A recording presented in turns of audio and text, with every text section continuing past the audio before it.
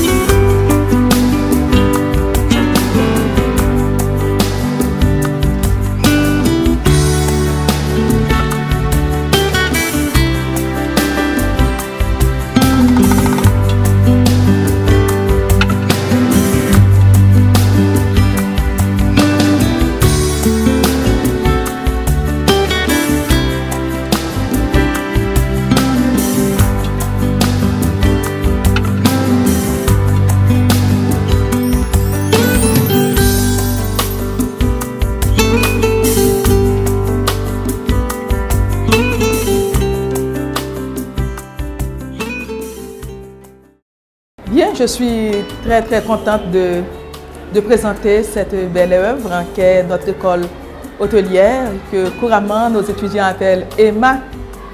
Donc cette école a vu le jour en octobre 2012 et elle a été construite dans le cadre de la reconstruction de toutes les écoles salésiennes qui ont été détruites lors du tremblement de terre.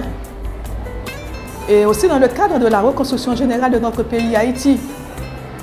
Parce que après avoir reconstruit avec l'aide de tant de bienfaiteurs, bienfaitrices, de tant d'organisations internationales et nationales, nos différentes écoles qui ont été détruites, nous avons pensé à la reconstruction humaine du pays en misant sur la qualité de la formation professionnelle des jeunes.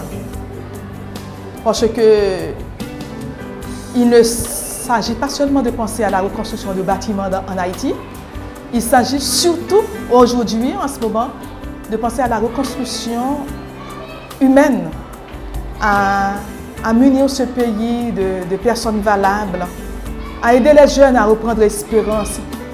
Parce que vous n'êtes pas sans savoir que les jeunes en Haïti, surtout ceux après la rhéto, après la philo, ceux qui ont essuyé des échecs à cet examen officiel, et même ceux qui ont réussi à cet examen officiel, ont du mal à intégrer les universités et à poursuivre leurs études en Haïti.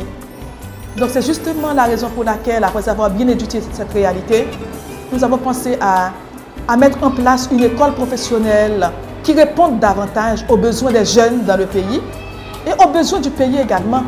Une école qui soit capable de contribuer également au développement d'Haïti. En analysant les perspectives d'avenir d'Haïti, en regardant la route, le chemin sur lequel l'État voulait mener le pays vers le développement, en mettant l'accent ou en choisissant comme stratégie le développement touristique, nous nous sommes dit que c'est le moment est venu pour nous aussi de mettre une école professionnelle dans la ligne des perspectives de l'État, du gouvernement. Et c'est ainsi que nous avons pensé à ouvrir cette école professionnelle, qui est l'école hôtelière, qui prépare les jeunes aux métiers, aux professions hôtelières. Et la première année, nous avons démarré avec un bon groupe de jeunes qui avaient répondu positivement à l'appel. Et cette année, c'est déjà la deuxième année, nous avons les 2 années. Les jeunes sont assez nombreux, environ 150 jeunes qui fréquentent l'école, très enthousiastes. Et l'objectif premier, c'est de pouvoir bien les préparer pour pouvoir aller offrir un service de qualité au niveau des hôtels, puisque le pays est en chantier par rapport à ce secteur-là, le secteur touristique, le secteur hôtelier. Donc vous voyez combien d'hôtels sont en train d'être construits en Haïti, mais on se demande où est-ce qu'on prépare les jeunes pour pouvoir offrir le service que les étrangers, les touristes en arrivant requièrent, demandent. Donc voilà, les étudiants qui arrivent ici passent 2 ans, on les recrute avec le niveau de baccalauréat, réto ou philo. Ils ont beaucoup de cours, on leur propose beaucoup de matières, en dehors des matières technologiques, les matières de spécification. Il y a les langues, nous mettons beaucoup l'accent sur les langues, l'anglais, le français, l'espagnol. Nous leur donnons la possibilité également de faire l'expérience du terrain, parce que au restaurant, à la cuisine, ils travaillent de telle sorte qu'ils se sentent dans la réalité de leur profession. L'expérience la plus intéressante et qu'ils se préparent en ce moment à vivre, c'est l'expérience des stages dans les différents hôtels. Et c'est avec joie que je peux le dire en ce moment que nous avons tous les étudiants de la 2e année qui sont au nombre de 64, qui bientôt, la semaine prochaine, vont commencer leur stage dans presque tous les grands hôtels de Port-au-Prince et du Cap haïtien. Donc ils vont passer 2 mois dans les hôtels et c'est après on aura le feedback de ces hôtels pour nous dire comment ils trouvent la formation que nous donnons ici et que si cette formation répond effectivement aux besoins de qualité de ces hôtels-là. Vous pouvez remarquer combien ils sont contents, ces jeunes, et combien ils voient à travers cette formation la chance d'avoir un boulot dans 2 ans dans ce domaine, dans ce secteur de l'hôtel, et pour pouvoir se prendre en charge et pouvoir contribuer plus efficacement aussi au développement d'Haïti à travers leur profession. Il est vrai que nous n'avons pas de place pour tout le monde. Il y en a qui sont en train de demander pourquoi vous n'ouvrez pas une autre école comme ça au Cap haïtien, ou bien au CAI, ou bien à Jacmel. Actuellement, dans la congrégation, nous sommes en train, à partir même de la reconstruction, parce que nous avons reconstruit les écoles, les bâtiments, nous avons pu équiper ces écoles d'équipements vraiment de qualité, et nous nous disons il faudrait que nous nous mettions la qualité de formation là-dedans, dans ces écoles-là. Et ce n'est pas seulement ici à La Saline que nous avons, c'est à partir de notre expérience de La Saline, de l'école hôtelière, qu'on est en train vraiment de nous orienter vers une formation, une formation professionnelle de qualité dans les autres écoles également. À Inche, nous allons construire à partir de cette année une nouvelle école professionnelle avec 3 filières, l'informatique, la haute couture et la cuisine-pâtisserie. Au CAI, nous avons aussi reconstruit une belle école professionnelle et où nous retrouvons les métiers de plomberie, électricité, couture, informatique, cosmétologie et aussi la cuisine-pâtisserie. Donc, actuellement, on est en train de travailler fort pour la qualité dans ces écoles, pour que ces jeunes, en terminant, en sortant de les écoles, puissent être très sûrs de ce qu'ils ont, de leur acquis, et soient à même de pouvoir le mettre au service du pays pour le développement du pays. Donc, le conseil que je leur donne, de ne pas, parce qu'en général, les jeunes pensent qu'après le baccalauréat, il faut obligatoirement aller à l'université. C'est ça dans leur tête et dans leur mentalité. Alors que nous avons besoin de bons techniciens et des gens qui avec un bon niveau de formation professionnelle pour pouvoir d'abord travailler à ce niveau-là pour le développement du pays avant de commencer à penser seulement à l'université.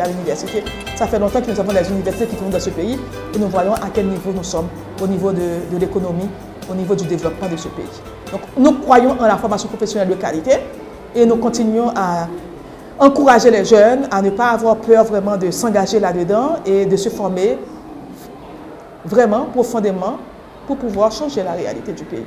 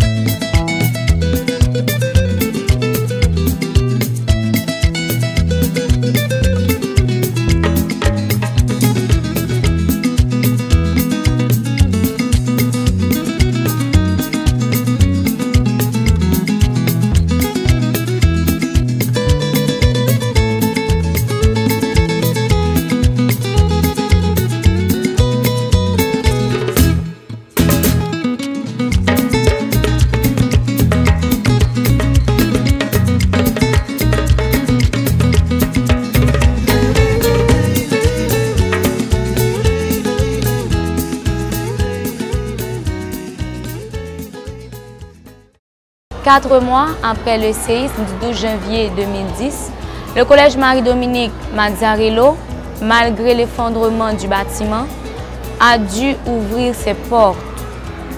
Donc, moi-même à cette époque, j'étais en 9e classe d'examen. Donc, l'apprentissage n'a pas été facile. Nous étions logés sous des hangars. Donc, vous savez, avec les hangars, lorsque d'autres classes font du bruit, par exemple, au cours secondaire, lorsqu'il n'y a pas de professeur et que les élèves bavardent, donc ça dérange la classe qui travaille. Donc, sur le plan psychologique également, chaque personne avait gardé une séquelle du tremblement de terre.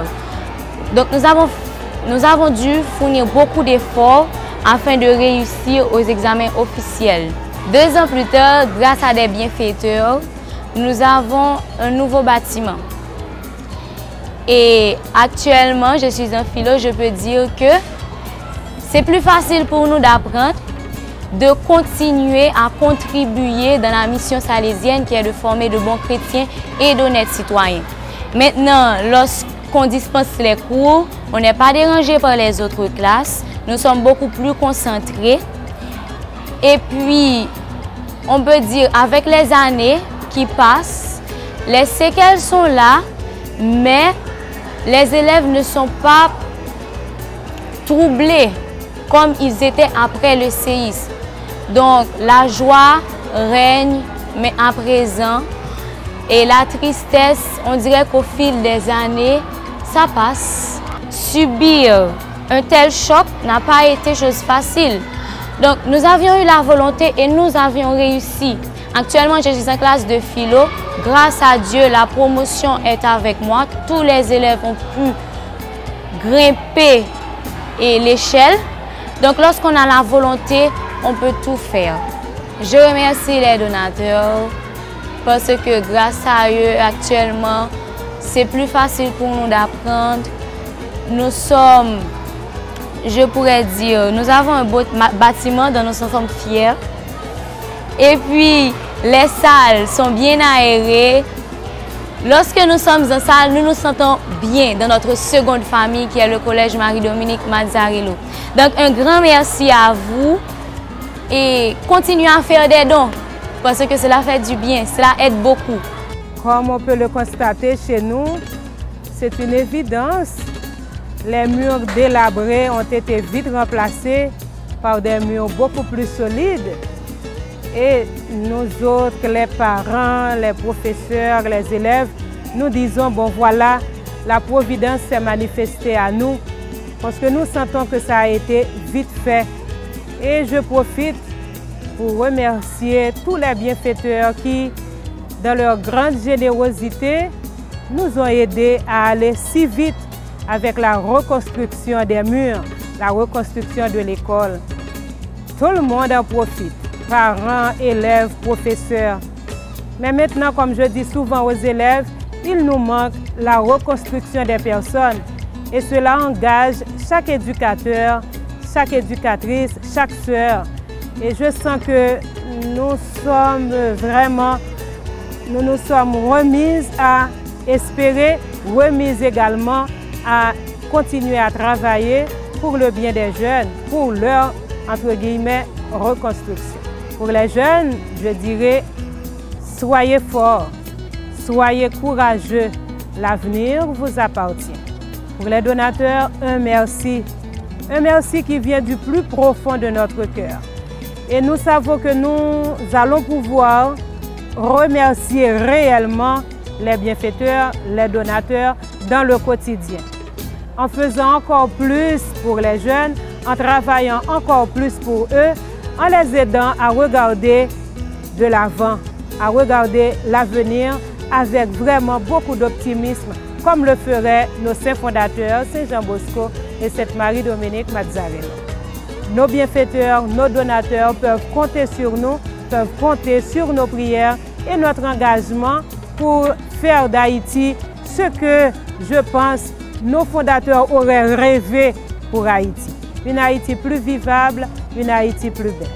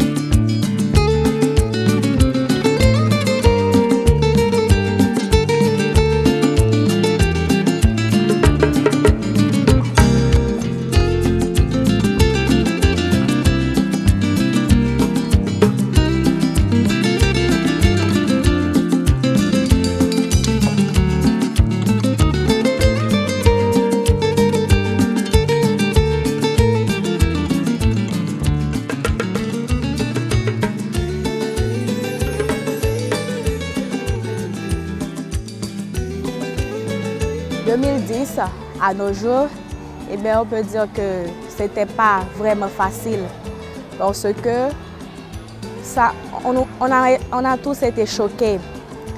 Mais grâce à Dieu, on se maintient jusqu'à présent. On a fait comme une sorte de camp pour les élèves, pour les recréer après le 12. On nous a recréés.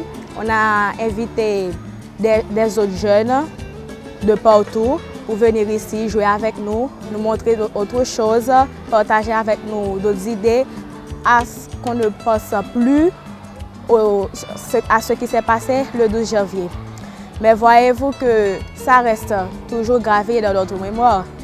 Après 4 ans, je crois que ces 12 janvier qu'on vient de vivre, ça, eh bien, on peut dire qu'on revivait encore le séisme. Mais grâce à Dieu, on est encore très bien ici. Les élèves travaillent très bien. On peut dire que ça ne leur a pas choqué moralement. Le pourquoi? Parce qu'ils ont toujours le goût de travailler avec la discipline et le respect. Avant tout ici, on a notre devise. C'est travail plus discipline égale succès. Eh bien, ils savent déjà que pour réussir à l'école, ils doivent travailler. Et de travailler, il y a étudier au jour le jour, rédiger leurs devoirs afin d'apprendre plus et d'avoir de la discipline partout où ils soient, intérieurement comme à l'extérieur. Respecter les professeurs, le personnel de l'école, les camarades, les uns les autres. Et aussi pour avoir le succès, ils devront passer par ces chemins-là. Alors je leur dirais de tenir bon, malgré les difficultés, malgré les mauvais moments qu'ils peuvent passer, de tenir bon, de ne pas se laisser dévaloriser, de se tenir droit, de toujours marcher la tête haute et de travailler normalement pour qu'ils puissent réussir leur vie. Mais ils doivent savoir que pour réussir dans cette vie, il faut passer à l'école.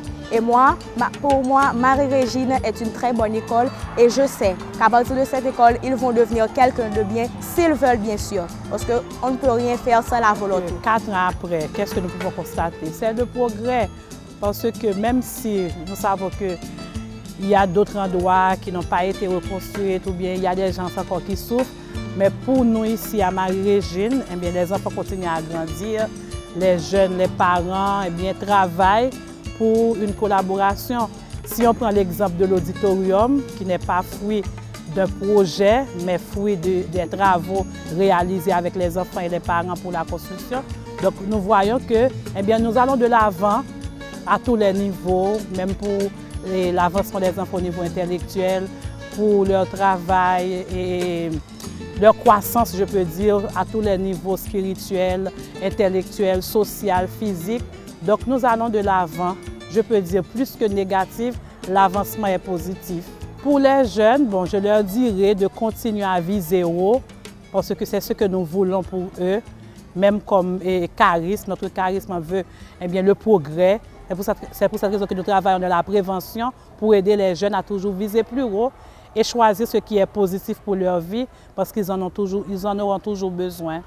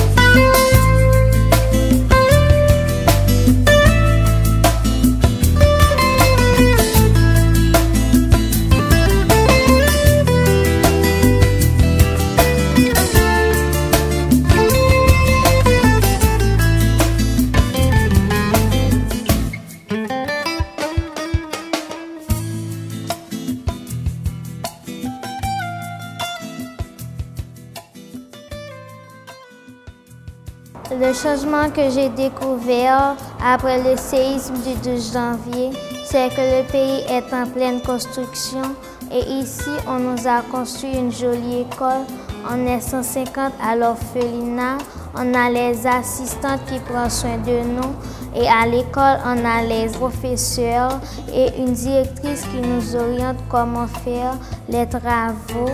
C'est sœur Fabi, on dit un grand merci et on dit merci aux donateurs qui nous aident beaucoup et on leur demande de nous toujours aider quand nos besoins se font sentir. Le message que j'ai dit aux autres jeunes, ce qu'ils veulent ici, parce que ici c'est une très bonne école.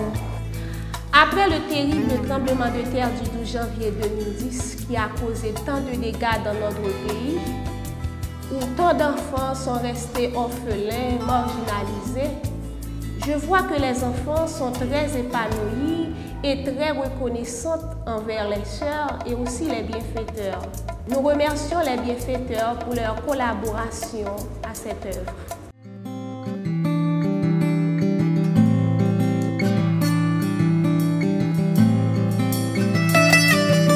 Comme vous le savez, le séisme du 12 janvier 2010 a été une expérience très dure pour nous, les filles de Marie Auxiliatrice, comme elle l'a été pour toute famille et toute institution d'Haïti. Nous rendons grâce au Seigneur qui nous a épargnés du pire, parce que nous n'avons pas perdu des vies humaines, mais nous avons perdu bien de structures. D'abord, la communauté Marie Auxiliatrice, où nous fêtions les 75 ans de l'arrivée des sœurs. Eh bien, l'école est tombée en désuétude. On n'a pas pu l'utiliser à nouveau. La chapelle, tout ça, l'internat, eh bien, ce sont des structures que nous avons perdues. À Pétionville, collège Marie-Dominique Mazzarello, eh bien, la chapelle, la communauté, le laboratoire qu'on avait construit pour les 50 ans d'existence des sœurs dans cette communauté, eh bien, tout cela est parti. À la cité militaire également, un nouvel immeuble pour la chapelle, la salle informatique. Nous avons perdu pas mal de structures. Mais le Seigneur nous a accompagnés et nous avons toujours senti sa présence. Une réaction immédiate après le tremblement de terre a été de la part de toutes les communautés de se mettre avec les gens, de les accompagner. Toutes, on s'est senties comme propulsées vers les autres, pour les aider, pour les encourager, pour chercher des moyens pour leur survie.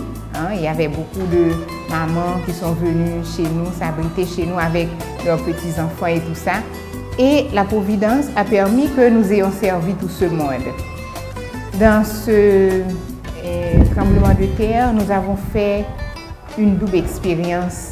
Nous avons expérimenté la force du charisme et l'accompagnement. La force du charisme, c'est ce que je viens de dire, que personne n'a senti le besoin de se réfugier ailleurs ou bien de chercher sa tranquillité. Mais au contraire, tout le monde, on s'est mis en quatre pour chercher à aider les autres. La réaction immédiate, c'était de prendre soin des autres. L'accompagnement, c'est justement comme une spirale. Eh bien, chaque communauté sentait le besoin d'accompagner les gens dans son entourage. Moi et le conseil, eh bien, moi comme provincial, le conseil avec moi, nous avons senti le besoin d'accompagner les communautés. Et un peu plus haut, la mère générale, eh bien, elle s'est mise à accompagner notre province. Donc c'était une expérience d'accompagnement. Bien d'institutions, d'organisations, d'amis qui nous avaient aidés antérieurement se sont penchés vers nous et sont venus à notre aide pour nous accompagner en ce moment. Donc, ce sont deux choses que nous avons expérimentées de façon très forte. Dans cette même ambiance d'accompagnement, eh bien, la mère générale, tout de suite le 13 janvier, ça veut dire le lendemain du séisme, elle a délégué nos sœurs de la province antillaise, nos sœurs qui sont en République dominicaine, pour venir voir qu'est-ce qu'il en était de nous. Est-ce que nous étions encore en vie et de quoi nous avions besoin. Après ça, l'économe générale, sœur Vilma Talone, est venue tout de suite au mois de février. Je crois le 4 février, elle était déjà en Haïti. Et c'est elle qui nous a fait comprendre la gravité de la situation. Moi, quand je voyais des maisons fissurées, je disais, bon, on va pouvoir les recoller. Je n'avais aucune expérience. Et c'est sœur Vilma qui disait, mais ça, il faut les jeter, ça, il faut. C'est une femme d'expérience qui s'est mise vraiment de tout cœur à nous accompagner. Et un petit peu plus tard, au mois de mars, je crois le 16 mars, la mère générale est venue en personne. Eh bien, cette présence était pour nous très réconfortante. Elle a rencontré toutes les sœurs, les enfants, les élèves qui étaient encore dans les écoles ou bien celles qu'on a pu faire revenir, les amis, les autorités civiles, policières, gouvernementales, toutes les personnes qu'elle a rencontrées. Eh bien, elle nous a communiqué beaucoup de chaleur, beaucoup d'espérance. Elle nous a fait comprendre que la vie continue malgré le désastre, la catastrophe vraiment immense qui était survenue. Eh bien, il y a un ressort. Elle nous disait, les murs sont tombés, les édifices sont détruits, mais le charisme est là. Le charisme est vivant et il est en vous. Et ça nous donnait beaucoup d'espoir, beaucoup de force. Nous sentions vraiment Dieu présent parmi nous. Et ensuite, en fait d'accompagnement, il y a quelque chose de très significatif. C'est qu'au mois d'avril, la mère et son conseil ont envoyé un membre du conseil du comité d'administration pour nous aider à monter le bureau de projet. Et c'est grâce au bureau de projet que nous avons pu concrétiser les petites démarches que nous faisions auparavant, de demander par-ci, par-là pour la reconstruction. Et nous avons, avant même le bureau de projet, nous avions obtenu la démolition de nos structures inutilisables. Même le nettoyage des décombres, tout cela, eh bien, grâce à Dieu, grâce aux démarches des sœurs, nous avons pu les enlever. Mais le bureau nous a donné plus de force. Le bureau a été fondé d'abord avec sœur Rosemonique Jolicoeur, l'économe provinciale. Elle était nouvelle économe et puis responsable du bureau. C'était quand même une expérience assez difficile. Et par la suite, la mère nous a proposé sœur Dieudonne Jean-Louis, qui est venue d'Afrique, une missionnaire haïtienne qui avait quand même 13 ans d'expérience en Afrique. Elle avait travaillé un petit peu dans les constructions aussi. Et avec sa charge d'expérience, la mère nous l'a recommandée comme nouvelle responsable du bureau de projet. Et avec elle, ça a pris de l'essor. Et on a pu coordonner, avec le bureau, nous avons pu coordonner toutes les aides des organismes qui se présentaient pour la reconstruction. Nous avons pu reconstruire l'école Marie Auxiliatrice, que si vous allez voir maintenant, c'est une très belle école, avec l'école professionnelle, l'école hôtelière, qui est maintenant une très belle réalisation. Nous avons pu reconstruire l'école de Pétionville, ça aussi, très grand et très beau. Et puis, la cité militaire, nous avons pu reconstruire la partie qui était tombée. Et les murs de toutes nos maisons qui étaient parties, eh bien, nous avons pu les remonter. À Marie-Régine, à Torlan, il y avait quand même pas mal de structures, les murs et puis tant de choses. Dans les salles de classe aussi, nous avons pu tout mettre en place. Et en plus, l'internat de Marie Auxiliatrice, nous avions vu que ce n'était pas le milieu pour éduquer les jeunes dans un internat. Nous avons cherché, nous avons voulu laisser Port-au-Prince. Port-au-Prince était rempli, à notre avis, comme un œuf. Il ne fallait plus construire dedans. Alors nous sommes allés ailleurs. Nous avons trouvé un espace à la Croix des Bouquets où nous avons construit un internat pour un orphelinat pour 150 enfants. C'est avec l'aide de la Caritas Autriche eh bien, cette organisation s'est offerte dès le début, eh bien, nous avons pu les reconstruire. Donc, en 3 ans, nous avons pu inaugurer, comme vous le voyez, ces 3 grandes structures. L'école Marie-Auxiliatrice, l'école de Pétionville et puis l'orphelinat de la Croix-des-Bouquets. Mais quelque chose de très important que nous avons pu inaugurer également, c'est l'auditorium de Torland. L'auditorium de Torland, eh bien, ça fait 12 ans qu'on collectait des petits sous avec les initiatives des élèves. Et puis, bon, on se disait, il faut quelque chose de grand pour pouvoir contenir tous ces élèves. Et on s'est mis en route sans savoir où nous allions arriver. Grâce aux petits pas qu'on a pu donner, aux petits pas progressifs et graduels, eh bien, nous avons pu construire cet auditorium. Si vous voulez, vous pouvez aller visiter. Maintenant, il y a beaucoup de spectacles qui se font là-dedans. Donc, l'auditorium de Torland est vraiment le plus beau cadeau que le Collège Marie-Régine ait pu se faire à lui-même et ait pu faire aux Sœurs Salésiennes d'Haïti, sinon à tout le pays, parce que vraiment, c'est une fierté pour notre pays. Donc, en fait de construction, voilà, nous avons pu, grâce à l'aide de tant de bienfaiteurs, de beaucoup de personnes, de beaucoup d'organisations, eh bien, grâce à l'aide de Dieu d'abord et des supérieurs, eh bien, nous avons pu construire tout ça. En gros, eh bien, je veux remercier au nom des Sœurs Salésiennes de tout le pays et de toute la province, remercier Dieu, remercier nos supérieurs, notre mère générale, Mère Yvonne Ringoat, qui était présente à l'inauguration avec Sœur Vilma, l'économe, et toutes les organisations qui nous ont aidés. Eh bien, je veux vraiment les remercier de tout cœur pour nous avoir permis d'arriver à ce point. Maintenant, les murs sont reconstruits, les écoles sont en fonction, les élèves sont vraiment contents de toutes ces réalisations. Mais vous savez, pour nous, l'essentiel, ce n'est pas seulement les murs, bien que les murs soient importants, pas vrai, pour héberger les personnes, mais l'essentiel, c'est la reconstruction des personnes elles-mêmes. Ces élèves, nous voudrions eh bien, qu'elles prennent en main leur éducation de façon à offrir au pays ce cadeau, ce cadeau qu'ils sont eux-mêmes, leur propre personne avec leur capacité, leur talent, leur intelligence, leur intériorité, leur spiritualité, qu'elles soient des personnes capables de donner au pays un nouveau visage.